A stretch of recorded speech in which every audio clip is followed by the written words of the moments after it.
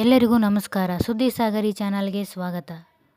ರಾಮಾಚಾರಿ ನಿನ್ನೆಯ ಸಂಚಿಕೆಯಲ್ಲಿ ಏನಾಗಿದೆ ಅಂತ ನೋಡ್ಕೊಂಡು ಬರೋಣ ಬನ್ನಿ. ರಾಮಾಚಾರಿ ಧಾರಾವಾಹಿಯಲ್ಲಿ 8ನೇ ಅದ್ಭುತ ನಡೆದಿದೆ. ಇಷ್ಟು ದಿನ ಸೇಡು ದ್ವೇಷ ಅಂತ ಉರಿಯುತ್ತಿದ್ದ ವೈಶಾಖ ಇದೀಗ ಬದಲಾಗ್ಬಿಟ್ಟಿದ್ದಾಳೆ. ವೈಶಾಖಳನ್ನು ಬರೀ ಮಾತಿನಲ್ಲಿ ಬದಲಾಯಿಸಿದ್ದು ಚಾರುಲತಾ ಅಂದರೆ ನೀವು ನಂಬಲೇಬೇಕು.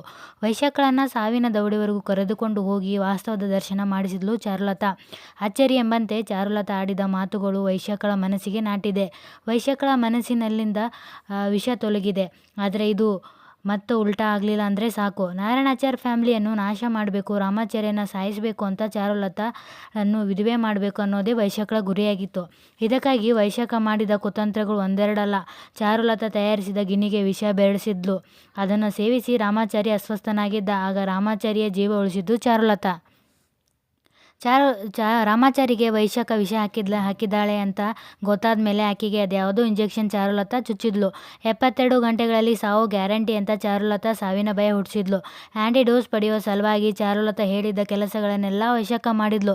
ದೇವಸ್ಥಾನದಲ್ಲಿ ಭಿಕ್ಷೆ ಬೇಡಿ ಅದರಿಂದ ಬಂದ ಹಣವನ್ನು ವೈಶಾಖ ಅನಾಥಾಶ್ರಮಕ್ಕೆ ದಾನ ಕೊಡುವ ಹಾಗೆ ಚಾರುಲತಾ ಮಾಡಿದ್ಲು.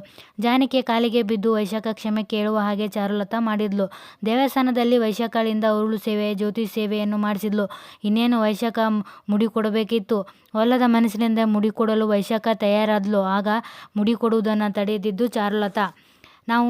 ನಾವು ಸಾಯೋದ್ರಿಂದ ನಿನ್ನ ಮನಸ್ಸಿಗೆ ನೆಮ್ಮದಿ ಸಿಗುತ್ತೆ ಅಂತಾದರೆ ಪ್ರೀತಿಯಿಂದಲೇ ವಿಷ ಹಾಕಿ ನಮ್ಮನ್ನೆಲ್ಲ ಕೊಂದುಬಿಡು. ದೇವರಂಥ ಫ್ಯಾಮಿಲಿ ಸಿಕ್ಕಿರುವಾಗ ದ್ವೇಷ ಯಾಕೆ ಬೇಕು? ನೀನು ಮಾಡಿರುವ ತಪ್ಪುಗಳಿಗೆ ದೇವರು ಸಹ ಕ್ಷಮಿಸುವುದಿಲ್ಲ. ನಾನು ಅಷ್ಟಕ್ಕೂ ನಿನ್ನ ಮೈಗೆ ಚುಚ್ಚಿದ್ದು ಗ್ಲುಕೋಸ್ ನೀರು ಅಷ್ಟೇ. ನಿನ್ನ ಪಾಪ ಕರ್ಮಗಳು ಕಡಿಮೆಯಾಗಲಿ ಅಂತ, ನಿನ್ನ ತೊಲಗಲಿ ಅಂತ ಭಿಕ್ಷೆ ಬೇಡಿಸಿದೆ. ದೇವಸ್ಥಾನದಲ್ಲಿ ಸೇವೆಗಳನ್ನು ಮಾಡಿಸಿದೆ ಅಂತ ಚಾರುಲತಾ ಹೇಳ್ತಾಳೆ. ಇಷ್ಟು ದಿನ ವಿಷವನ್ನೇ ತುಂಬಿಕೊಂಡಿದ್ದ ವೈಶಾಖ ಚಾರುಲತಾ ಮಾತುಗಳನ್ನು ಕೇಳಿ ಬದಲಾಗಿ ಬಿಡುತ್ತಾಳೆ. ಚಾರುಲತಾ ಕಾಲಿಗೆ ಬಿದ್ದು ಕ್ಷಮೆ ಕೇಳ್ತಾಳೆ. ತನ್ನ ತಪ್ಪುಗಳು ಅರಿವಾದ್ಮೇಲೆ ವೈಶಾಖ ಮನೆಗೆ ತೆರಳಿ ಜಾನಕಿ, ರಾಮಾಚಾರಿ ಹಾಗೂ ಮುರಾರಿ ಬಳಿ ಕ್ಷಮೆ ಕೇಳ್ತಾಳೆ.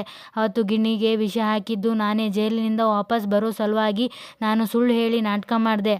ನನ್ನ ಕಾಲು ಸರಿ ಇತ್ತು, ಸ್ವಾಧೀನ ಇಲ್ಲ ಅಂತ ಸುಳ್ಳು ಹೇಳಿ ಚಾರುಲತಾ ಕೈಯಿಂದ ಸೇವೆ ಮಾಡಿಸಿದೆ. ಅವತ್ತು ಮುರಾರಿಗೆ ವಿಷ ಹಾಕಿದ್ದು ನಾನೇ ಅಂತ ತಪ್ಪು ಒಪ್ಪಿಕೊಳ್ಳುತ್ತಾಳೆ. ವೈಶಾಖ ತಪ್ಪಿ ಒಪ್ಕೊಂಡ್ಮೇಲೆ ಜಾನಕಿ, ರಾಮಾಚಾರಿ ಹಾಗೂ ಮುರಾರಿ ಕ್ಷಮಿಸ್ತಾರೆ. ಅಸಲಿಗೆ ವೈಶಾಖ ನಿಜವಾಗಿ ಬದಲಾಗಿದ್ದಳೋ ಅಥವಾ ಬದಲಾಗಿರುವಂತೆ ನಾಟಕ ಮಾಡ್ತಿದ್ದಳೋ ಎಂಬ ಅನುಮಾನ ರುಕ್ಮಿಣಿಗೆ ಇದೆ.